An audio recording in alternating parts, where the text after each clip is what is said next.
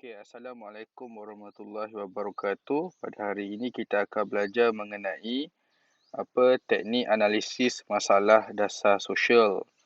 So, dalam proses analisis dasar awam ni ada pelbagai bentuk dan teknik yang digunakan untuk menghayati sesuatu masalah lah.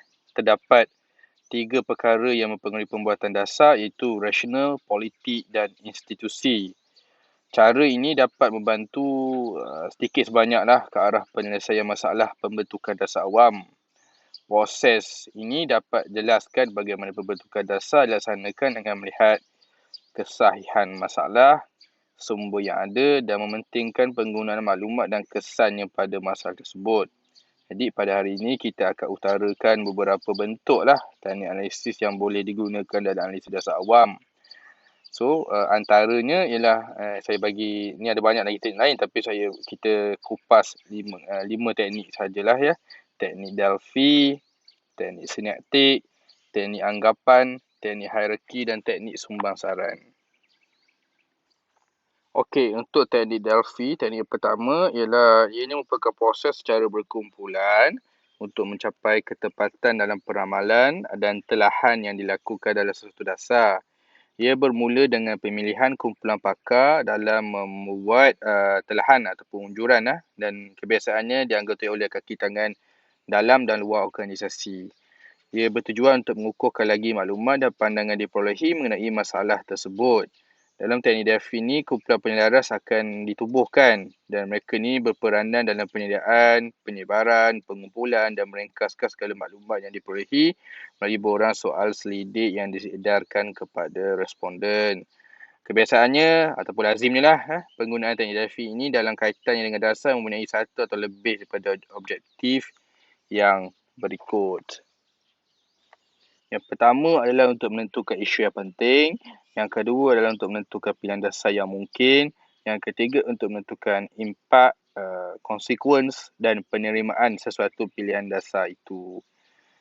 Seterusnya, teknik Delphi juga boleh didefinisikan sebagai ramalan teknologi ataupun saintifik dengan menggunakan sekumpulan individu di mana nama mereka ini dirahsiakan untuk pertimbangan subjektif tentang sesuatu masalah. Pada umumnya, Delphi ini mengandungi 3 jenis peserta. Yang pertama iaitu pembuat keputusan. So, pembuat keputusan ini melibatkan golongan pakar yang terdiri daripada 5 hingga 10 orang yang memainkan peranan penting dalam membuat telahan ataupun unjuran. Yang kedua adalah staf kerja. Mereka ini mainkan peranan sebagai pembantu kepada golongan pembuat keputusan dengan cara penyediaan, penyebaran, pengutipan dan melidik jawapan yang diperolehi daripada soal selidik yang telah diedarkan. Dan yang ketiga adalah responden. So, responden ini merupakan golongan yang akan membuat penilaian dan menyediakan input berupa maklumat sebelum pihak pembuat keputusan membuat telahan ataupun unjuran. Idea utama teknik inilah proses maklum balas secara bulangan yang diperolehi daripada responden. Dari segi pendekatan teknik Delphi ini, dia sering digunakan dalam pembuatan keputusan dasar.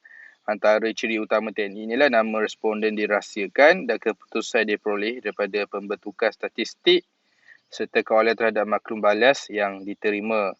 Jadi, aktiviti utama teknik Delphi merangkumi dari pertamanya mengenal pasti masalah, yang kedua mengenal pasti sifat keadaan ataupun state of nature, ketiga adalah anggaran keberangkalian berlakunya sifat keadaan demikian, yang keempat adalah mendapatkan anggaran daripada pakar untuk setiap sifat keadaan tersebut. Kelima adalah untuk menentukan kepentingan relatif ataupun relative importance dalam bahasa Inggeris bagi pendapat dari setiap pakar. Dan seterusnya, yang terakhir adalah mengira nilai yang dijangka ataupun nilai jangka ni ataupun keberangkalian perkataan mudahnya, keberangkalian bagi sifat keadaan dan kepentingan relatif pakar. Manakala jumlah pakar yang digunakan dalam teknik ini adalah kecil bilangan dia, kebiasaannya antara 5 hingga 7 orang Skala pengukuran keadaan pula digunakan dalam bentuk skala Likert. Ukurannya adalah antara 3 hingga 5 bentuk dan salah satu contoh saya boleh bagi. Contoh yang pertama adalah macam bentuk baik. Contoh dia adalah bentuk baik, agak baik dan tidak baik. Okey. Teknik kalau kita tengok cara pelaksanaan Delphi dan proses pengumpulan maklumat adalah seperti berikut. Yang pertama, menghantar buah asal sidik kepada sekumpulan orang dan minta cadangan penyelesaian. Kedua, selepas buah sidik selesai, ia dipulangkan Lepas dia pulangkan tu, baru keputusan diterima, dia dikumpul, dia dikaji sekali lagi. Dan seterusnya hantar semula buah selidik lebih khusus berkenaan masalah yang dikaji. Dan yang ketiga adalah selepas buah selidik lebih spesifik disiapkan, ia akan dihantar semula kepada kumpulan pakar. Dan proses ini akan berterusan hingga dapat satu kata sepakat daripada kedua belah pihak. Jadi kalau kita nak gambarkan proses Delphi ni secara umum ikut 4 tahap. Tahap pertama ialah subjek atau isu yang timbul tu akan dibuat tinjauan dan setiap individu akan memberikan maklumat tambahan. Ni tahap pertama. Tahap kedua, tahap ni melibatkan tahap persetujuan atau sebaliknya dalam kumpulan itu. Dan dia akan nilai pada setiap peringkat. Dan tahap ketiga, pada tahap ini sebab-sebab yang menyebabkan individu membuat pilihan berbeza, itu akan dibincangkan dan dinilai semula. Dan tahap keempat ialah pada tahap ini maklumat yang diterima sebelumnya akan dinilai dan dimaklumkan semula untuk dipertimbangkan. Kebiasaannya, teknik mengumpul data cara Delphi ni digunakan apabila yang pertama masalah itu tak dapat menggunakan cara analisis yang teknikal tapi lebih sesuai menggunakan penilaian subjektif dalam bentuk kolektif. Yang kedua, individu diperlukan untuk memberi sumbangan terhadap masalah kompleks ini punya bidang dan pengalaman yang mendalam dan berbeza. Yang ketiga, banyak individu diperlukan dalam menyelesaikan masalah itu yang mana agak sukar dilakukan jika individu itu bersemuka dalam satu mesyuarat. Dan yang keempat, seringkali masa dan kos menyebabkan sukar untuk mesyuarat kumpulan itu diadakan. Dan yang kelima, perbezaan pendapat mengenai isu itu begitu mendadak dan suasana yang tidak menggalakkan proses komunikasi secara terbuka antara satu sama lain. Jadi, kesaksian peserta adalah amat penting bagi mengelakkan konflik. Okay. Ringkasnya, teknik Delphi ni kita boleh katakan satu cara untuk menghasilkan pendapat pakar melalui penggunaan soal selidik secara ikut turutan kepada panel secara individu. Mereka ni dipilih atas asas kepakaran dan pengetahuan yang ada pada mereka. Mereka ini boleh peserta pula boleh terdiri daripada individu seperti pengguna, agensi perundangan yang punya suara dalam proses penggubalan dasar. Seterusnya, mereka ini diminta memberi pendapat secara sulit mengenai penerimaan suatu kenyataan yang berkaitan dengan ketepatan, kesahihan, kos dengan masalah yang dihadapi. Pendek kata, cara kumpulan maklumat itu boleh dilakukan secara berasingan iaitu tanpa mengadakan mesyuarat. Setelah menilai jawapan diterima kembali dari individu ditentukan, soal selidik telah dibuat sesuai dengan komen yang diberikan oleh individu itu akan dihantar semula kepada ahli dalam panel Delphi untuk mendapatkan maklum balas.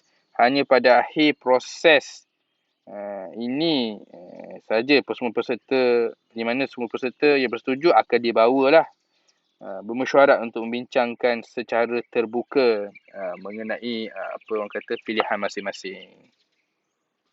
Okey, walaupun teknik Delphi selalu digunakan untuk mendapat pendapat pakar atau tujuan ramalan dan unjuran, pendekatannya ada beberapa kelemahannya lah.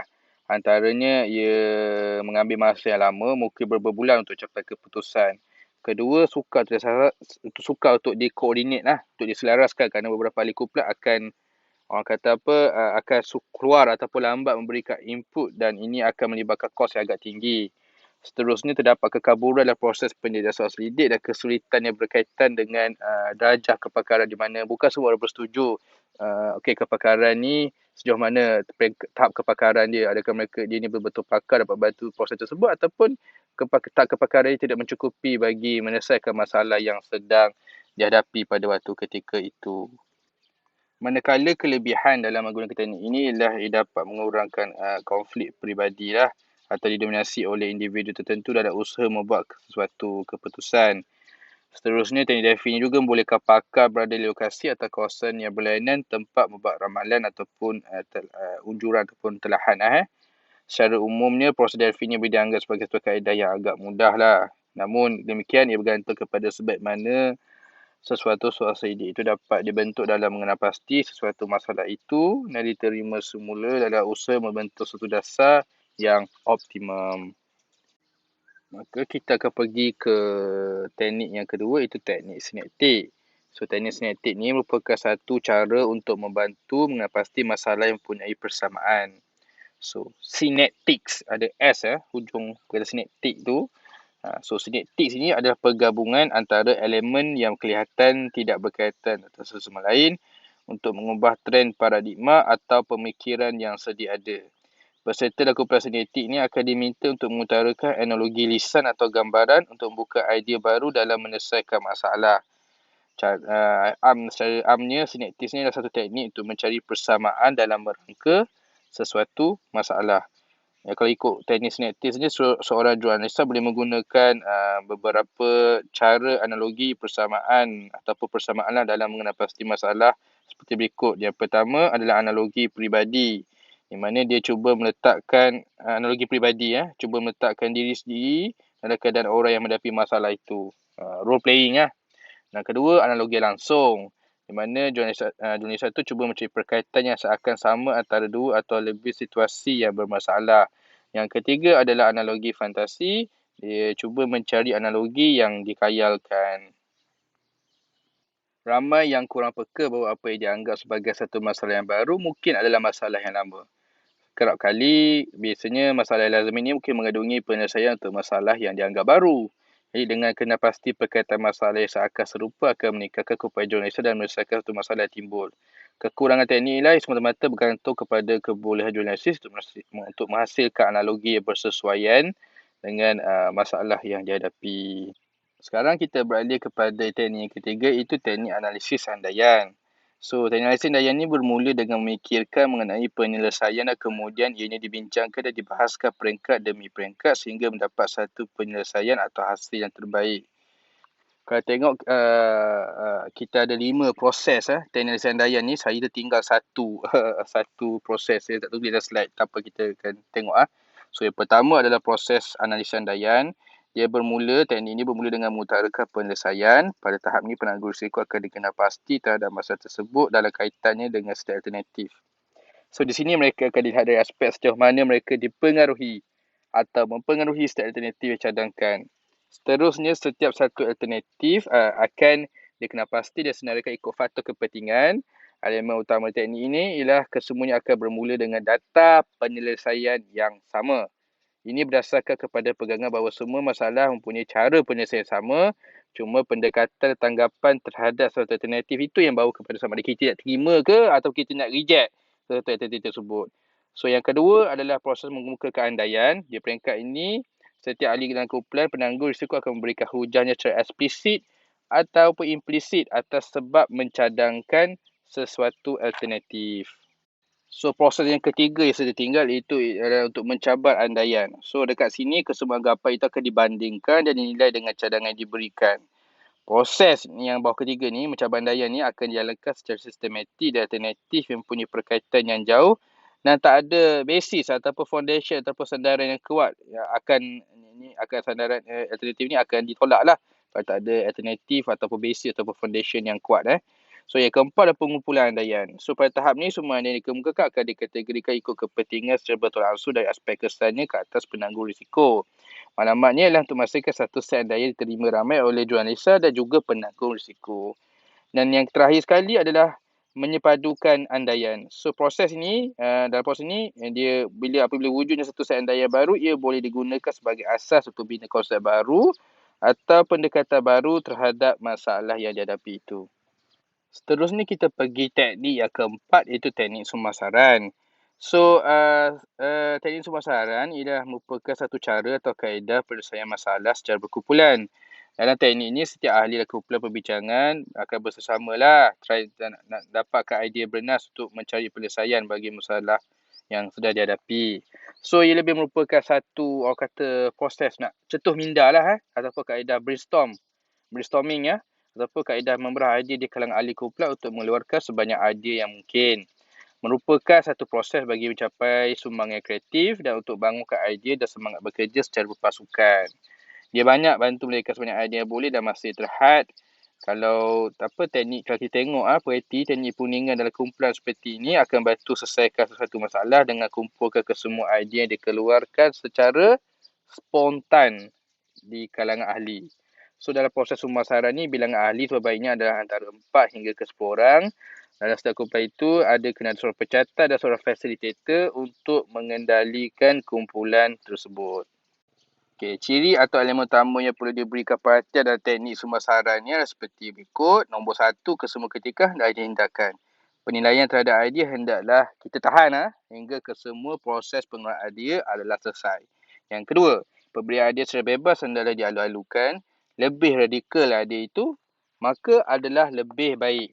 Yang ketiga adalah kuantiti idea perlu diutamakan. Lebih banyak idea terbitkan, maka kemungkinan ia lebih cerahlah dalam mendapatkan idea yang bernas dan bermutu tinggi. Dan yang terakhir sekali, itu yang keempat adalah membina idea berdasarkan pada idea individu lain adalah digalakkan. Peserta hendaklah mencadarkan bagaimana idea peserta lain boleh tukar kepada idea lebih baik atau bagaimana dua idea berlainan boleh digabungkan untuk mendapatkan idea yang lain.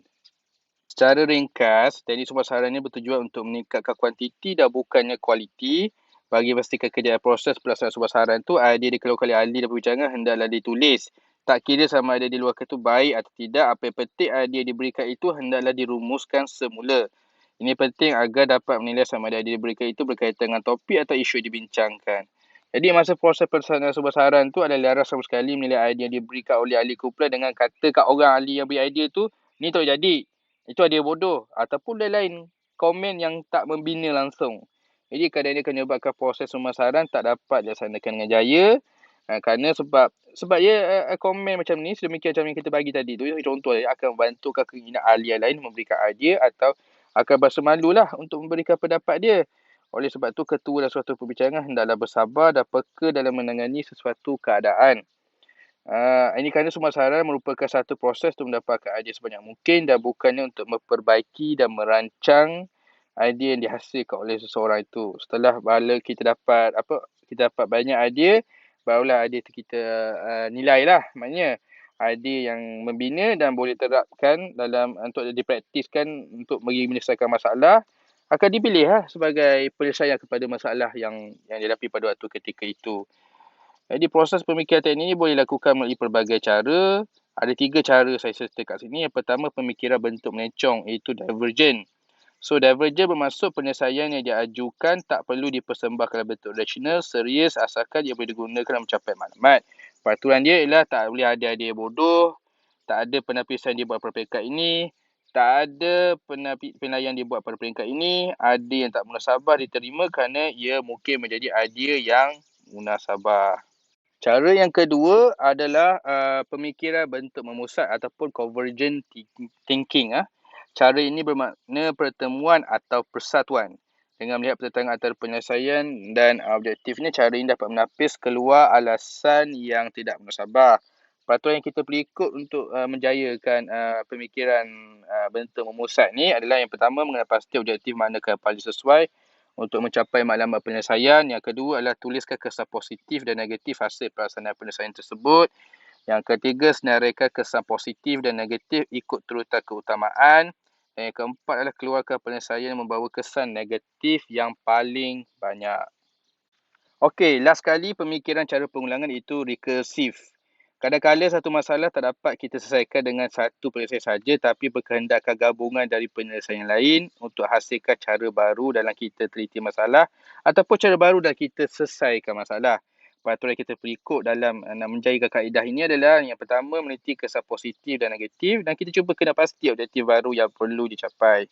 Yang kedua adalah melihat semula kepada penyelesaian yang telah dikeluarkan untuk pastikan agar cara pendekatan yang sesuai telah dihasilkan. Yang ketiga adalah melihat pada hasil akhir untuk pastikan supaya tak ada penyelesaian atau objektif yang tertinggal atau terkeluar. Okey, bagi menjayakan teknik sumber saran ni ada empat faktor pelaksanaan yang penting untuk pastikan kejayaan proses sumber saran ni. So yang pertama adalah penjelasan yang terperinci. So bagi benda terperinci ni, individu yang ada dalam proses sumber saran, dia hendaklah berusaha untuk galakkan ahli dalam kumpulan supaya berikan idea dalam perbincangan dia. Idea dia berikan adalah mengenai nilai yang penting dalam perbincangan. Ada juga kes di mana idea diberikan oleh ahli kumpulan tu, maknanya dengan kata lain, idea diberikan tu hendaklah jelas dan terperinci lah. Contoh saya bagi ada 2 idea kat sini. Idea pertama, mesyuarat itu boleh diadakan di mana-mana saja. Idea kedua adalah mesyuarat itu boleh diadakan di bulan. So, dalam dekat sini, kalau kita compare dua idea kedua adalah yang lebih terperinci penjelasannya walaupun kita tahulah agak mustahil lah untuk kita adakan mesyuarat di bulan sebagai contoh kan. So, yang kedua adalah menggalakkan penilaian. So, individu hendaklah nilai idea diberikan oleh ahlinya dari aspek kaitan dia dengan perbincangan masalah yang sedang dihadapi. So, masa proses pemasaran ni adalah pentinglah untuk membuat penilaian statik berbanding dengan penilaian dinamik. So, apa itu statik, apa itu dinamik? Penilaian statik ialah di mana individu akan terima semua idea diberikan oleh ahli-ahli kumpulan dan selepas itu baru kita nilai semula idea tersebut dari segi apa orang kata kebaikan dan kelemahan dia. Manakala penilaian dinamik pula melihat kepada pergerakan nilai. Mana individu tersebut akan terus tanya pada diri dia beberapa soalan masa ahli kumpulan hasilkan idea tersebut. Contohnya, apa yang saya nak buat dengan idea ni? Apa akan terjadi kalau benda yang tersebut tu benar? Dan lain-lain persoalan yang boleh membantutkan proses percambahan idea tu atau cetusan minda tersebut. So dalam proses penilaian semula pula, penilaian semula sangat penting kerana bukannya semua idea diberikan boleh diterima bulat-bulat. Maka proses penilaian semula mentingkan perkaitannya dengan masalah yang dihadapi dan sama ada penyelesaian yang diberikan itu berkesan jika dilaksanakan. Dalam peringkat ini, perancangan sangat penting supaya tak pilih jalan salah dalam menyelesaikan masalah tersebut. Yang last sekali adalah pelan tindakan. Pelan tindakan ni, pada peringkat ini, idea dipilih itu dilaksanakan dan kesimpulan dibuat hasil daripada perbincangan sesuatu masalah. Kelebihan teknik pemasaran ni, individu dalam satu kumpulan perbincangan akan lebih berupaya dalam mengeluarkan kreativiti dia. Sebab setiap individu ada set ingatan, latar belakang, pengalaman, pengetahuan yang terhad. Sebab tu dengan cara teknik pemasaran ni, fikiran setiap ahli kumpulan akan lebih terbuka dan perkongsian dan luahan idea dapat dilakukan. Oleh yang demikian, mereka akan lebih kreatif dan menggalakkan sumbangan terbuka dari semua pihak. Yang kedua ni, teknik juga dapat membantu penilaian dibuat dengan lebih berkesan. Fasilitator dan kumpulan boleh menggalakkan individu supaya menggabungkan pengalaman mereka, pengetahuan mereka dan satu kumpulan perbincangan untuk membuat penilaian lebih cepat dan berkesan.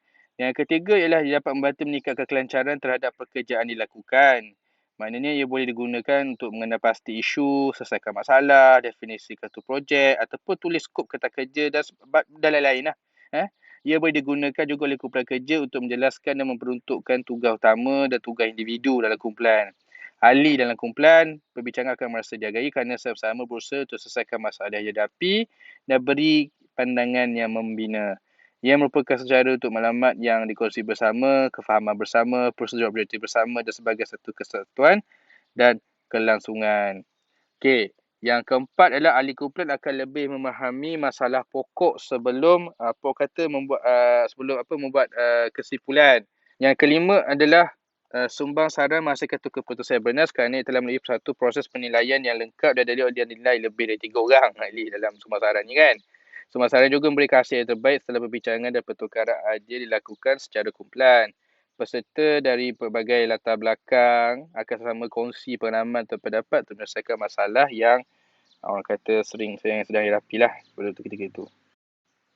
Okey, untuk kelemahan teknik pemasaran yang pertama, setengah ahli akan ambil sikap yang serius dalam perbincangan manakala akan ada ahli lain yang akan bersikap sambil lewat ataupun hanya mendiamkan diri sahaja jika sekiranya fasilitator tidak bertindak tegas dan kreatif.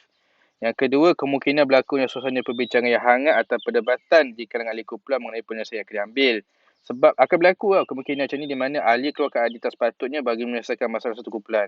Walaupun ada kalangan ahli tak setuju dengan idea diutarakan oleh ahli tersebut, tapi kalau kerana idea tersebut baik pada pandangan orang lain, maka ia tetap diterima. Jadi ini boleh menyebabkan berlakunya konflik lah di kalangan ahli itu sendiri. Dan ketiganya, mungkin akan berlakunya production blocking. Production blocking ni keadaan ini berlaku semasa proses pemasaran yang mana ahli kumpulan tidak memberikan idea jelas, kabur dan tak menepati kepada masalah yang dihadapi. Kadang-kadang idea keluar itu hilang kerana terpaksa berjalan untuk orang lain bercakap disebabkan kita tak boleh potong lah cakap orang lain ataupun pasal idea orang lain dalam kumpulan itu. Seterusnya adalah berlakunya evaluation apprehension. Keadaan ini berlaku apabila wujud kebimbangan di kalangan ahli semasa berikan idea. Mereka rasa risau dalam berikan idea sebab nanti kena dengar makhluk balas yang mungkin negatif lah apabila tiba tahap proses penilaian idea nanti dalam proses pasaran tu. Yang terakhir sekali adalah proses social loafing, di mana ia merupakan satu keadaan di mana seorang ahli itu tak terlibat secara aktif dalam perbincangan kumpulan tersebut. Okey, teknik terakhir yang kita akan cover dalam kuliah pada hari ini adalah teknik analisis hierarki. Teknik ini adalah untuk kenal pasti dan merangka masalah. Kebiasaannya, teknik ini digunakan untuk membantu dalam mengenal pasti sebab yang membawa kepada sesuatu masalah. Teknik ini memerlukan satu rangka kerja konsep yang jelas. Analisis hierarki membantu mengenal pasti punca masalah melalui 3 bentuk, iaitu punca yang mungkin atau masuk akal, punca yang munasabah, punca yang boleh diambil tindakan. So, untuk punca pertama, punca yang mungkin atau masuk akal, yang merupakan semua sebab, peristiwa atau tindakan yang mungkin, tak kira betapa jauh sekalipun kaitan dia, ataupun yang mungkin merupakan satu kemungkinan kecil yang boleh menyebabkan timbulnya masalah tersebut. So, ini adalah punca yang mungkin ataupun masuk akal. Dan punca yang kedua adalah punca yang munasabah. So, punca yang munasabah ni biasanya berasaskan pada pendidikan sains, kajian atau direct experience yang dipercayai mempunyai pengaruh ke atas perkara bermasalah itu. So, ini punca yang kedua lah, punca yang munasabah. Dan punca yang ketiga adalah punca yang boleh diambil tindakan. Ini adalah punca masalah yang boleh dikawal atau dimanipulasi oleh penggubal dasar. Kalau kita tengok gambar rajah ini, dia jelas menunjukkan bagaimana masalah itu akan dipecah dan dikecilkan skopnya sehingga masalah itu kelihatan lebih jelas. Semakin ke kanan, perkelasan tahap darjahnya semakin tinggi dan masalah semakin dikecilkan supaya kelihatan lebih jelas. Lebih jelas masalah, maka lebih mudah lagi akan kelihatan jalan penyelesaiannya.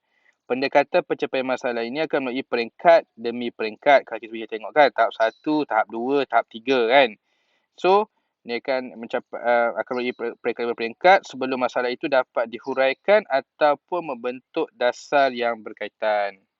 Kalau lebih jelas lagi, kita tengok gambar rajah ini, kita tengok bagaimana analisis hierarki ini dapat dilaksanakan berdasarkan pada data dan maklumat yang diperolehi oleh pendidikan. Sebagai contoh, anggapan ke atas sebab utama yang membawa kepada pewujudan kumpulan dasar perswastaan Malaysia adalah masalah bebal kewangan kerajaan. Oleh itu, objektif utama dasar perswastaan ialah untuk meringankan beban kewangan kerajaan. Jadi berdasarkan masalah kewangan yang wujud dan dirasakan bertambah dari masa ke masa, maka punca masalah dikenal pasti dan seterusnya dipecahkan secara lebih terperinci. Jadi berdasarkan contoh gambar rajah yang diberi ini, secara umumnya masalah kewangan negara itu boleh dibagi kepada dua punca utama, itu masalah kewangan dalaman dan masalah kewangan luaran. So, masalah kewangan dalaman dan luaran ni kita boleh lihat dalam gambar rajah tersebut. Okey, untuk kelebihan teknik analisis hierarki ini, yang pertama adalah punca bagi setiap masalah dapat dilihat dengan jelas apabila dipecah dalam bentuk skop yang kecil yang mana tindakan juga lebih mudah untuk diambil. Yang kedua adalah dapat mengelak daripada masalah yang sama. Ini kerana dapat menggunakan analisis hierarki, setiap satu punca itu dapat dikupas dengan teliti. Yang ketiga, tindakan dapat diambil secara berperingkat kerana masalah dilihat secara berperingkat juga. Begitulah juga dalam cara mengatasi masalah dan seterusnya juga untuk pergubatan dasar adalah lebih tersusun.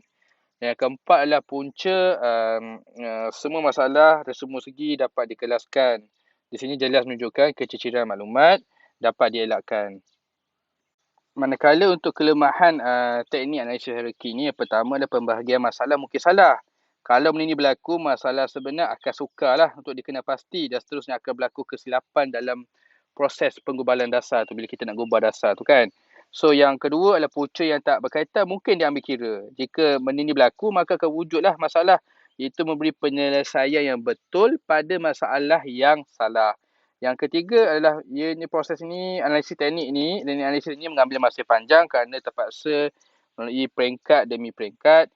Tambahan pula jika ada masalah yang tak kaitan dimasukkan, ia akan jadi lebih kompleks. Jadi menyebabkan proses ini akan mengambil masa yang panjang yang mana tentu akan lebih menyulitkan lah. Lebih-lebih lagi kalau masalah itu memerlukan kepada dasar itu digubal pada kadar yang segera.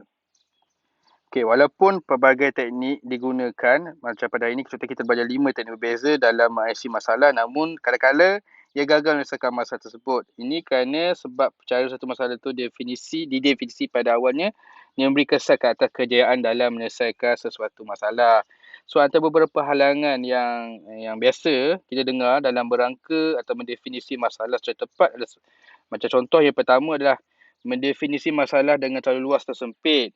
Untuk definisi masalah secara terlalu luas atau terlalu sempit mengenai suatu keadaan amatlah mudah.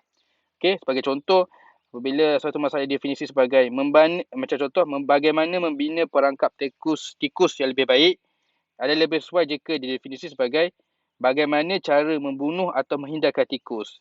Jadi cara definisi yang kedua yang saya bagi tadi tu membuka peluang untuk mengutarakan cara menyelesaikan masalah yang lebih luas skop dia.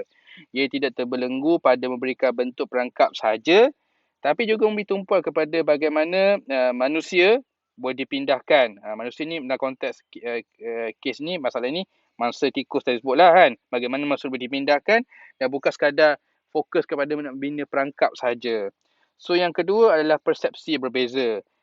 Okey, kita maklum setiap individu melihat suatu masalah dari perspektif berbeza sebab walaupun mereka tu merujuk kepada data yang sama. Ini sebab setiap orang terdiri daripada latar belakang dan pengalaman yang berbeza. Sebagai contoh saya bagi untuk definisi bagaimana nak atasi masalah kesihatan, ada orang dia lihat dari perspektif berapa ramai dapat dirawat, iaitu aspek kewangan. Ataupun ada orang juga dilihat bagaimana dari segi kualiti rawatan, iaitu aspek sosial. Ataupun dari segi siapakah yang dapat mendapat keutamaan dalam memberikan rawatan, iaitu dari segi aspek kebajikan dan sebagainya. So kita boleh nampak di sini bagaimana orang dari berbeza latar belakang memberikan pandangannya dari perspektif yang berbeza. Dan ketiga adalah menumpukan pada simptom dan bukan punca masalah. So simptom akan menunjukkan bahawa adanya masalah.